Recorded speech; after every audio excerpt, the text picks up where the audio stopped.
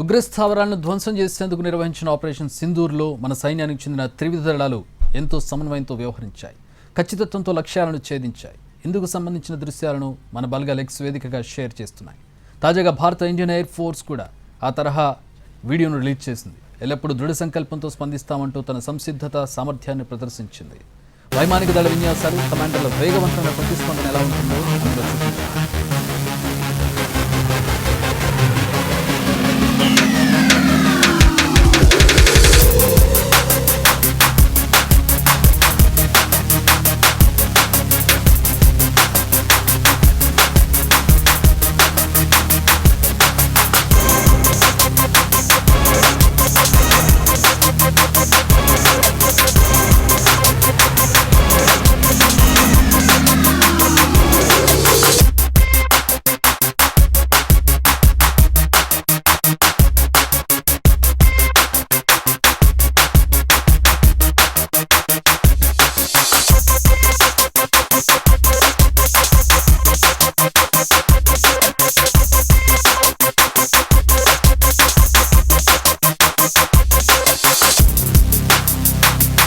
దేశ రక్షణ సమయంలో తేడా వస్తే మేఘంలా గర్జిస్తామని చాటి చెప్పేలా ఉన్న ఆ దృశ్యాలు చూస్తుంటే రోమాలు నిక్కబుచ్చుకుంటుంది.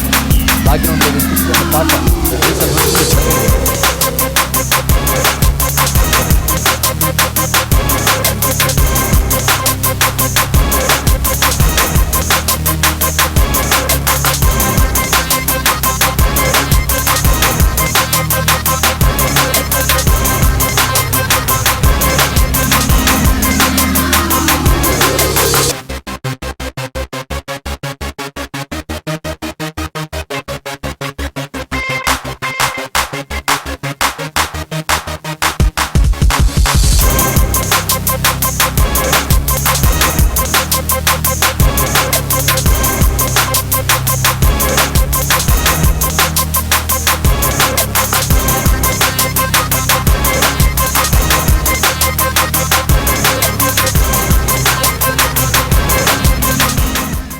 పాకిస్తాన్ ఉగ్రవాదుల్ని పంపి పహల్గాం ఉగ్రదాడి చేయించింది. దీనికి ప్రతిగా పాకిస్తాన్ వెన్ను విరిచినంత పనిచేసింది భారత్. ఎయిర్ బేస్లతో పాటు యుద్ధ విమానాలను ధ్వంసం చేసింది. అప్పటి వరకు అనుభూతితో బ్లాక్మెయిల్ చేసిన పాకిస్తాన్ మన ముందు మోకరెళ్ళింది.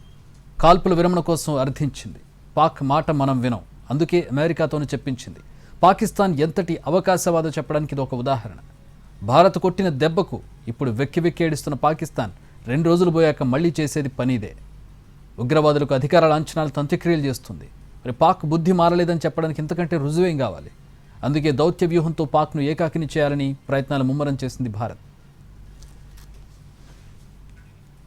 ఇప్పుడే కాదు, ఎప్పుడైనా పాకిస్తాన్ మనతో నెగ్గుకు రాలేదు. ఈ మాట చెప్పడానికి 1 కాదు 2 కాదు 100కు పైగా కారణాలున్నాయి. మొదటిది, పాకిస్తాన్కు క్రమశిక్షణ లేదు. ఎరువు తెచ్చుకున్న ఆయుధాలను చూసి విర్రవీగడం తప్ప స్వశక్తితో సమకూర్చుకున్నవి మచ్చుకైనా లేవు. జనాభా పరంగా చూసిన అదే పరిస్థితి. పాకిస్తాన్ మొత్తం జనాభా కంటే భారత్లో ఉన్న ముస్లిం జనాభాయే ఎక్కువ. మరి పాకిస్తాన్ చెబుతున్నదేంటి? భారత్ను కష్టపెట్టి ఎవరిని మెప్పించాలని చూస్తోంది. భారత్ పాక్ మధ్య కాల్పుల విరమణపై భిన్న స్వరాలు వినిపిస్తున్నాయి. తామే యుద్ధాన్ని ఆపామని అమెరికా గొప్పగా చెప్పుకుంది. అయితే పాకిస్తాన్ అవకాశవాదానికి ఇదొక ఉదాహరణ అనే విమర్శలు వచ్చాయి.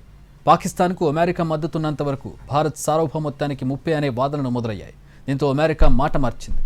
మరోవైపు ఎవరో చెప్పారని కాల్పులు ఆపలేదని స్పష్టం చేసింది భారత్. జాతీయ భద్రతతో పాటు ఆర్థిక అంశాలను కూడా భారత్ పరిగణలోకి తీసుకుంది. అందుకే పాకిస్తాన్ కాల్పుల విరమణ కోసం వేడుకున్నప్పుడు సరే అంది అని ప్రకటించారు. పాకిస్తాన్తో దీర్ఘకాలిక యుద్ధం వల్ల మన ఆర్థిక వ్యవస్థపై ప్రభావం పడే అవకాశం ఉంటుంది. భవిష్యత్తు ముఖ్యమనే విషయాన్ని ఇక్కడ మనం మర్చిపోకూడదు. అంతేకాదు, యుద్ధం వల్ల మనకు కూడా ఎంతో కొంత నష్టం ఉంటుంది. రక్షణ కోసం భారీగా ఖర్చు చేయాల్సి ఉంటుంది. అంటే మన ఆర్థిక వ్యవస్థపై తీవ్ర ప్రభావం పడుతుంది. పాకిస్తాన్తో పోల్చుకుంటే పారిశ్రామికంగా మనం ఎంతో అభివృద్ధి చెందాం. దేశంలో 55 కోట్ల యువ జనాభా మనకు పెద్ద వరం. ఇది పాకిస్తాన్ మొత్తం జనాభాకు రెట్టింపు. అంటే వర్క్ ఫోర్స్లో మనతో పాకిస్తాన్ ఏమాత్రం పోలిక కాదు. ఇక అంతర్జాతీయ భాగస్వామ్యంలోనూ భారత్ అభివృద్ధి చెందిన దేశాలతో పోటీ పడుతోంది.